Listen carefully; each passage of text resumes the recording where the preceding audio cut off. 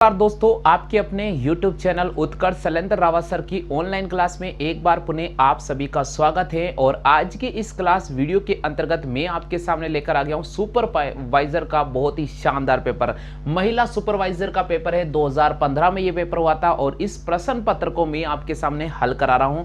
अगर दोस्तों आपको भी इस प्रश्नों के सही जवाब आते हैं तो आप कमेंट कर सकते हैं, और अगर आपके सारे प्रश्नों के सही जवाब रहते हैं तो आज की इस प्रतियोगिता सीरीज में आप भाग्यशाली बन सकते हैं। तो आपके सामने यहाँ पर 10 प्रश्न रखे गए हैं और इन 10 प्रश्नों को मैं आपके सामने हल करा रहा हूं। जिंदगी में कभी उदास ना होना, कभी किसी बात पर निराश ना होना। जिंदगी में कभी उदास ना होना, कभी किसी बात पर निराश ना होना। ये जिंदगी एक संघर्ष है और सदैव चलती रहेगी।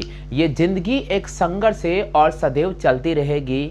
कभी भी अपने जीने का अंदाज ना खोना, कभी भी अपनी जिंदगी जीने का अंदाज ना खोना। अगर आपको इस प्रश्न का सही जवाब आता है तो आप कमेंट कर सकते हैं। हमारा प्रश्न है, भीम डोंगरी गणेश डोंगरी राजस्थान की किस सभ्यता से संबंधित है? ऑप्शन दे रखा है गणेश्वर, बी ऑप्शन दे रखा बेराट, सी ऑप्शन दे रखा आहड़ सभ्यता, डी ऑप्शन दे रखा कालीबंगा सभ्यता। काफी महत्वपूर्ण प्रश्न है। महिला सुपरवाइजर का पेपर हुआ था, 2015 में पेपर हुआ था। वो मॉडल पेपर में आपको हल करा रहा हूं क्योंकि ये अत्यंत महत्वपूर्ण मॉडल पेपर है। तो दोस्तों यहां दे रखा प्रश्न नंबर फर्स्ट, भीम डोंगरी गणेश डोंगरी राजस्थान की किस सभ्यता से संबंधित है? आपको 1 मिनट का समय दिया जा रहा है। अगर आपको इस प्रश्न का सही जवाब आता है तो भाई जल्दी से कमेंट कर दीजिएगा। ऑप्शन दे रखा गणेश्वर सभ्यता, बी ऑप्शन दे रखा बेराट सभ्यता, सी ऑप्शन दे रखा आहड़ सभ्यता, डी ऑप्शन दे रखा कालीबंगा सभ्यता। तो दोस्तों हमें यहां पर राइट करना होगा बी ऑप्शन का। कितने स्टूडेंट हैं जो इस प्रश्न का बी ऑप्शन चयन कर चुके हैं? ऐसे कितने मेरे प्यारे स्टूडेंट हैं जो इस प्रश्न का बी ऑप्शन चयन कर चुके हैं? हमारा प्रश्न था कि भीम डोंगरी गणेश डोंगरी राजस्थान की किस सभ्यता से संबंधित है? तो यहाँ पर हमें बेराट सभ्यता को राइट करना होगा। यहाँ पर हमें बेराट सभ्यता को राइट करना होगा। क्लियर हो गया? आ गया सभी को समझ में? चलिए दोस्तों बात करते हैं प्रश्न संख्या 2 की। दूसरा प्रश्न मैं आपके सामने स्क्रीन पर लिख रहा हूं। अगर आपको इस प्रश्न का सही जवाब आता है तो आप जल्दी से बता देना आंसर क्या होगा। जब तक मैं प्रश्न लिख रहा हूं तब तक आप कॉपी कर लीजिएगा और जल्दी से बताइए। प्रश्न संख्या 2 है, प्रतिहार वंश का अंतिम शासक कौन था? प्रतिहार वंश का अंतिम शासक कौन था? प्रतिहार वंश का अंतिम शासक कौन था? बहुत इंपॉर्टेंट क्वेश्चन है। प्रतिहार वंश का अंतिम शासक कौन था? ऑप्शन दे रखा है यशपाल, पहला ऑप्शन दे रखा आपके सामने यशपाल। दूसरा ऑप्शन की बात करते हैं तो आपको दे रखा है राजपाल। सी ऑप्शन की बात करते हैं तो आपको दे रखा है धर्मपाल। और डी ऑप्शन की अगर अपन बात करते हैं तो डी ऑप्शन भैया आपको दे रखा है, बहुत इंपॉर्टेंट, महिपाल। जल्दी से बता दीजिएगा। काफी इंपॉर्टेंट प्रश्न है। इस प्रश्न को आपको देखना है और एक सही जवाब का चयन करना है। हमारा प्रश्न है, प्रतिहार वंश का अंतिम शासक कौन था? प्रतिहार वंश का अंतिम शासक कौन था? 1 मिनट का आपको समय मिलेगा। महिला सुपरवाइजर पेपर 2015 में यह प्रश्न पूछा गया था। सभी स्टूडेंट से निवेदन है कि वीडियो को पूरा देखें, और अगर आपको हमारा वीडियो पसंद आता है तो आप बिल्कुल वीडियो को लाइक कर सकते हैं और शेयर कर सकते हैं। प्रतिहार वंश का अंतिम शासक कौन था? जल्दी से बता दीजिएगा। प्रतिहार वंश का अंतिम शासक कौन था? हाँ भैया, जिनको इस प्रश्न का सही आंसर आ रहा है जल्दी से मुझे कमेंट करके बताइए, प्रतिहार वंश का अंतिम शासक कौन था? जल्दी से बताओ। यशपाल, बी ऑप्शन दे रखा है राजपाल, सी ऑप्शन आपके सामने दे रखा है धर्मपाल, डी ऑप्शन की अगर अपन बात करते हैं तो ऑप्शन दे रखा महिपाल। जल्दी से बताओ भैया, प्रतिहार वंश का अंतिम शासक कौन था? चलिए सभी स्टूडेंट के जवाब आ गया। कितने ऐसे स्टूडेंट हैं जिन्होंने ए ऑप्शन का चयन किया है? प्रतिहार वंश का जो अंतिम शासक था, अंतिम सम्राट था, वो कौन था? यशपाल को आपको राइट करना पड़ेगा। महिला सुपरवाइजर पेपर 2015 में यह प्रश्न पूछा गया था। चलिए बात करते हैं प्रश्न संख्या 3 की। तीसरा प्रश्न मैं आपके सामने स्क्रीन पे लिख रहा हूं, बहुत इंपॉर्टेंट है प्रश्न संख्या 3। तीसरा प्रश्न है, राजस्थान में चूंधी तीर्थ स्थित है। बिल्कुल बहुत इंपॉर्टेंट है, देखिएगा अभी समझ में आ जाएगा। राजस्थान में चूंधी तीर्थ स्थित है। जल्दी से बता दीजिएगा भैया, बहुत इंपॉर्टेंट प्रश्न है, महिला सुपरवाइजर में पूछा गया। ऑप्शन है जैसलमेर, झालावाड़, कोटा और सिरोही। ऑप्शंस आपके सामने हैं जैसलमेर, बी ऑप्शन आपको दे रखा है झालावाड़, सी ऑप्शन दे रखा है सिरोही, और डी ऑप्शंस की अगर अपन बात करते हैं तो आपको दे रखा है कोटा। जल्दी से बता दीजिएगा, बहुत इंपॉर्टेंट प्रश्न है। प्रश्न संख्या 3, राजस्थान में चुंधी तीर्थ स्थल कहां पर है? राजस्थान में चुंधी तीर्थ स्थल कहां पर है? जैसलमेर, झालावाड़, सिरोही और कोटा। हाँ भैया, सभी का आंसर आना चाहिए। सभी लोग जल्दी से कमेंट करें। जो इस समय लाइव क्लास देख रहे हैं उनसे मेरा निवेदन है, वीडियो को शेयर करें, ज़्यादा से ज़्यादा अपने स्टूडेंट को शेयर करें ताकि ज़्यादा से ज़्यादा स्टूडेंट जोड़ सकें और महिला सुपरवाइजर पेपर 2015 का सॉल्यूशन देख सके। क्योंकि इस प्रकार के प्रश्न पत्रों से आपको पता चल जाएगा कि जो आप पटवारी का पेपर देने जा रहे हैं, आप बीएसटीसी का पेपर देने जा रहे हैं, आप रीट का पेपर देने जा रहे हैं, आप पीटीटी का पेपर देने जा रहे हैं, तो वहां पर लेवल किस प्रकार का चलेगा। हमारा उद्देश्य यही है जी। सभी स्टूडेंट ध्यान दीजिएगा, यहां पर ए ऑप्शन को राइट करना पड़ेगा। राजस्थान में चुंधी तीर्थ जो स्थल स्थित है वो कहां पर स्थित है? जैसलमेर में स्थित है। प्रश्न संख्या 3 का ए ऑप्शन को राइट करना पड़ेगा। प्रश्न संख्या 3 का ए ऑप्शन को राइट करना पड़ेगा।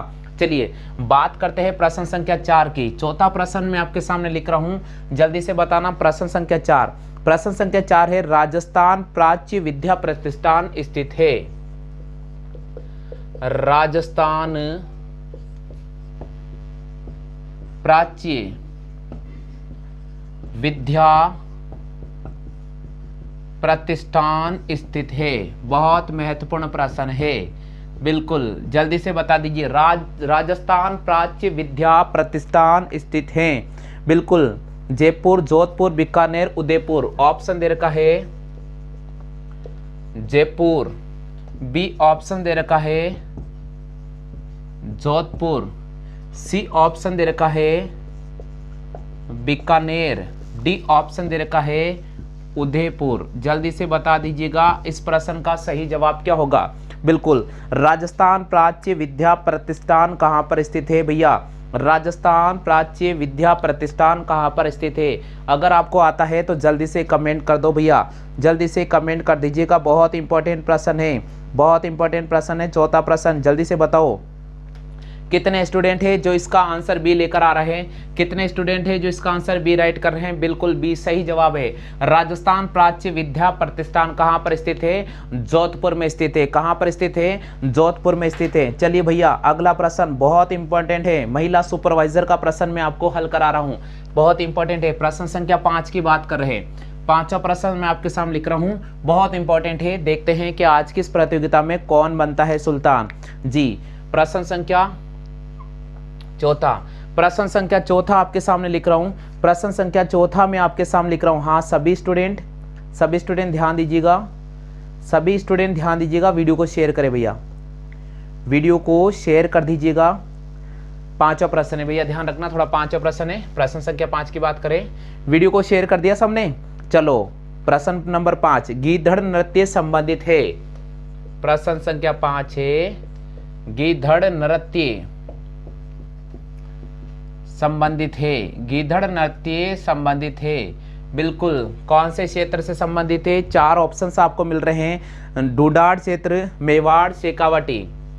पहला ऑप्शन है आपके सामने ढूंढाड़ क्षेत्र, दूसरा ऑप्शन है आपके सामने मेवाड़ क्षेत्र, तीसरा ऑप्शन आपके सामने दे रखा है शेखावाटी क्षेत्र, और चौथा ऑप्शन आपको दे रखा है इनमें से कोई नहीं। बिल्कुल प्रश्न संख्या 5 है गीधड़ नृत्य संबंधित है ढूंढाड़ क्षेत्र से, मेवाड़ क्षेत्र से, शेखावाटी क्षेत्र से और इनमें से कोई नहीं। महिला सुपरवाइजर का पेपर 2015 इसका मैं हल करा रहा हूं ताकि आपको ध्यान रहे, आपका मनोबल बना रहे। जब आप एग्जाम देने जाओ तो इस प्रकार के प्रश्न याद कर सकते हैं, तैयार कर सकते हैं।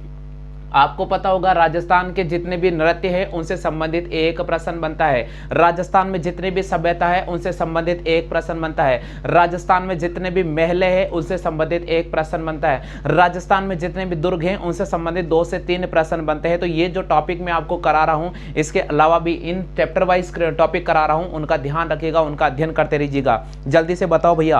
हाँ भैया, सभी बहुत अच्छी बात है, सही जवाब दिया भैया, सी ऑप्शन का चयन कर लिया, बहुत अच्छी बात है, तालियां बजा दो भैया। गीदड़ नृत्य संबंधित है कहां से? शेखावटी क्षेत्र का संबंधित है गीदड़ नृत्य, शेखावटी क्षेत्र, बहुत अच्छी बात है भैया, सही बात है, सही जवाब दिया भैया। चलिए बात करते हैं प्रश्न संख्या 6 की। छठा प्रश्न मैं आपके सामने लेकर आ रहा हूं, प्रश्न संख्या 6। चलिए भैया छठा प्रश्न अपन हल कराते हैं। छठा प्रश्न आपके सामने स्क्रीन पे लिख रहा हूं। प्रश्न संख्या 6 है मीनाकारी की कला।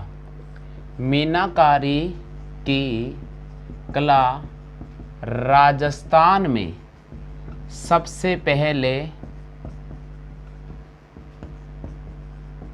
कौन लेकर आया? कौन लेकर आया? बिल्कुल बहुत महत्वपूर्ण प्रश्न है। अगर आपको इस प्रश्न का सही जवाब आता है तो आप कमेंट कर दीजिएगा। मीनाकारी की कला राजस्थान में सबसे पहले कौन लेकर आया था? प्रश्न संख्या 6 मैंने आपके सामने लिख दिया है, जल्दी से बता दीजिएगा। ऑप्शन दे रखा गज सिंह, मान सिंह प्रथम। ऑप्शन दे रखा है आपके सामने गज सिंह। बी ऑप्शन दे रखा है मान सिंह प्रथम, मान सिंह प्रथम। सी ऑप्शंस की अगर अपन बात करते हैं तो सी ऑप्शन दे रखा जसवंत सिंह। सी ऑप्शन दे रखा है जसवंत सिंह। और डी ऑप्शन की बात करते हैं तो डी ऑप्शन दे रखा जसवंत सिंह द्वितीय, जसवंत सिंह द्वितीय। तो बहुत इंपॉर्टेंट प्रश्न है, प्रश्न को पढ़ लीजिएगा और अगर आपको इस प्रश्न का सही जवाब आता है तो आप कमेंट जरूर कर दीजिएगा। हमारा प्रश्न कह रहा है कि मीनाकारी की कला राजस्थान में सबसे पहले कौन लेकर आया था? तो मीनाकारी की कला राजस्थान में सबसे पहले मान सिंह प्रथम लेकर आया था। कौन लेकर आया था? मान सिंह प्रथम लेकर आया था। क्लियर हो गया? आ गया सभी को समझ में? आ गया सभी को समझ में? चलिए भैया अगले प्रश्न की बात करते हैं। अगला प्रश्न बहुत महत्वपूर्ण प्रश्न है, प्रश्न संख्या 7। ये पेपर करा रहा हूं, महिला सुपरवाइजर का पेपर है जो हुआ था 2015 में। ये पेपर में आपको हल करा रहा हूं। नेक्स्ट प्रश्न है भैया, प्रश्न संख्या 7 है राजस्थान में तेहरे पंथ, राजस्थान में तेहरे पंथ के प्रवर्तक कौन है? बिल्कुल राजस्थान में तेहरे पंथ के प्रवर्तक कौन है? बिल्कुल धरणी वराहा जी। ऑप्शन दे रखा आपके सामने धरणी वराहा जी। बिल्कुल बी ऑप्शन की बात करते हैं तो बी ऑप्शन दे रखा है शरमणनाथ जी। बी ऑप्शन दे रखा है शरमणनाथ जी। बिल्कुल सी ऑप्शंस की बात करते हैं तो सी ऑप्शन दे रखा है जिनसेन जी। सी ऑप्शन की बात करते हैं तो सी ऑप्शन है जिनसेन जी। और अगर हम डी ऑप्शन की बात करते हैं तो डी ऑप्शन दे रखा भीखण जी। बिल्कुल बता दीजिएगा भाई इस प्रश्न का सही जवाब क्या होगा। राजस्थान का बहुत ही शानदार मैं आपको रेगुलर पेपर करा रहा हूं। मैं आपको जिला दर्शन भी पढ़ा रहा हूं और कल भी मैंने दौसा जिले से संबंधित महत्वपूर्ण सीरीज रखी थी और आज मैंने महिला सुपरवाइजर का पेपर 2015 हल कराया है। कल हम दौसा जिले का अगला पार्ट अपडेट करेंगे, बिल्कुल शानदार तरीके से पढ़ाने की कोशिश करेंगे और एक बार पूरा क्लास को रिवाइज कराऊंगा मैं, ठीक है। तो ध्यान रखिएगा, कल रेगुलर इसी समय पर आ जाना, सभी ध्यान रखें। आज इन प्रश्नों के जवाब दे। राजस्थान में 13 पंथ के प्रवर्तक कौन है? जी राजस्थान में 13 पंथ के प्रवर्तक कौन है? तो यहाँ पर आपको डी ऑप्शन को राइट करना पड़ेगा भीखण जी। बिल्कुल राजस्थान में 13 पंथ के जो प्रवर्तक कौन रहे? वो रहे भीखण जी। कौन रहे? भीखण जी। क्लियर हो गया? चलिए भैया नेक्स्ट प्रश्न है। नेक्स्ट प्रश्न बहुत इंपॉर्टेंट है, प्रश्न संख्या 8 की बात कर रहे हैं। आठवां प्रश्न क्या कह रहा है? सुन लीजिए आठवां प्रश्न क्या कह रहा है, समझने की कोशिश करना, बहुत इंपॉर्टेंट है। आठवां प्रश्न है भैया कि 12 देवरा नामक शिव मंदिर, शिव समूह कहाँ पर है? जी बहुत इंपॉर्टेंट है आठवां प्रश्न। आठवां प्रश्न आपके सामने है बारहा देवरा, बारहा देवरा नामक, बारहा देवरा नामक शिव मंदिर समूह स्थित है। शिव मंदिर समूह स्थित हैं। हाँ भैया, जवाब करें जल्दी से। ऑप्शन दे रखा आपके सामने, बहुत इंपॉर्टेंट है। ऑप्शन दे रखा है बेंगू, लाडनू, जहाजपुर। ऑप्शन दे रखा है बेंगू, बी ऑप्शन दे रखा है लाडनू, सी ऑप्शन दे रखा है जहाजपुर, डी ऑप्शन दे रखा है इनमें से कोई नहीं। भैया जल्दी से पढ़े और इस प्रश्न का सही जवाब करें। जल्दी से पढ़े और इस प्रश्न का सही जवाब करें। बारहा देवरा नामक शिव मंदिर समूह, बारहा देवरा नामक शिव मंदिर समूह स्थित हैं कहाँ पर? बहुत अच्छी बात है भैया, बहुत अच्छी बात है। सी ऑप्शन का चयन कर लिया है, जहाजपुर। बहुत अच्छी बात है, सही ऑप्शन दिया है भैया, सही ऑप्शन दिया है। बहुत शानदार प्रश्न है और आपने सही ऑप्शन का चयन किया भैया। नेक्स्ट है, नेक्स्ट प्रश्न की बात करते हैं। अगला प्रश्न आपको स्क्रीन पे लिख रहा हूँ, अगर आपको आता है तो जवाब करें भैया। 9वां प्रश्न मैं आपके सामने लेकर आ रहा हूँ, बहुत शानदार मैं आपके सामने पेपर हल करा रहा हूँ। ये पेपर बहुत महत्वपूर्ण पेपर है, इसको मिस नहीं करना जी। निम्न में से अंतर पर्वतीय मैदान नहीं है, बिल्कुल। 9वां प्रश्न है, निम्न में से अंतर पर्वतीय मैदान नहीं है, निम्न में से अंतर पर्वतीय मैदान नहीं है, बिल्कुल। ऑप्शन है ब्यावर, अजमेर, पीसागन।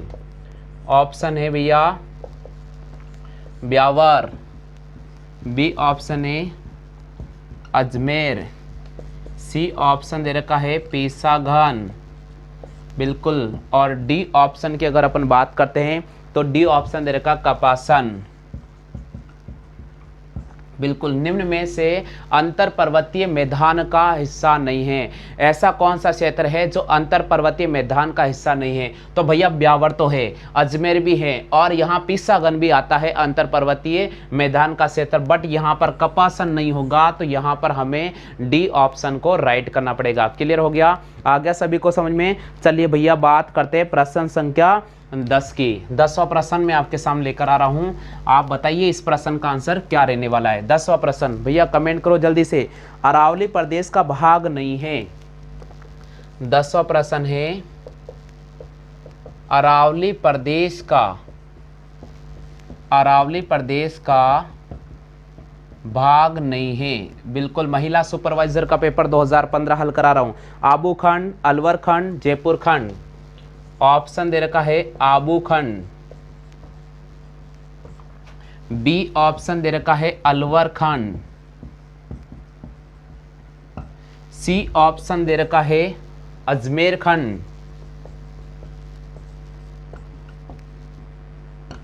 डी ऑप्शन दे रखा है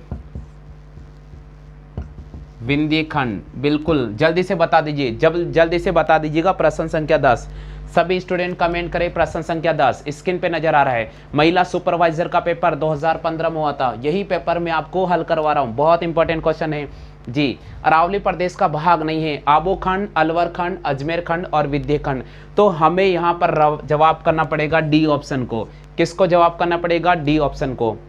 तो दोस्तों आज के इस सीरीज के अंदर मैंने सबसे पहले आपको महिला सुपरवाइजर का पेपर 2015 में यहाँ हल कराया है। उम्मीद मैं करता हूँ कि ये पेपर आपको बहुत अच्छा लगा होगा। बहुत अच्छे ये प्रश्न हैं, ये लेवल वाले प्रश्न हैं और एग्जाम में आए हुए प्रश्न मैंने हल कराए हैं। और इसी प्रकार के अगर आपको सारे प्रश्न चाहिए तो आप सीधे हमसे व्हाट्सअप नंबर पर जुड़ सकते हैं, बिल्कुल आपको वहाँ मैं प्रोवाइड करा दूंगा। तो आज का ये क्विज कैसा लगा है इसके बारे में आप कमेंट कर दीजिएगा। इसी प्रकार रेगुलर इसी समय आप सीरीज देखते रहिए। जिला दर्शन का कल जो मैं आपके सामने क्लास लेकर आऊंगा, दौसा जिला का लेकर आऊंगा, उसको बिल्कुल भी स्किप नहीं करें, पूरा देखने की समझने की कोशिश करें। आज के लिए बस इतना ही साथियों। जय हिंद, वंदे मातरम।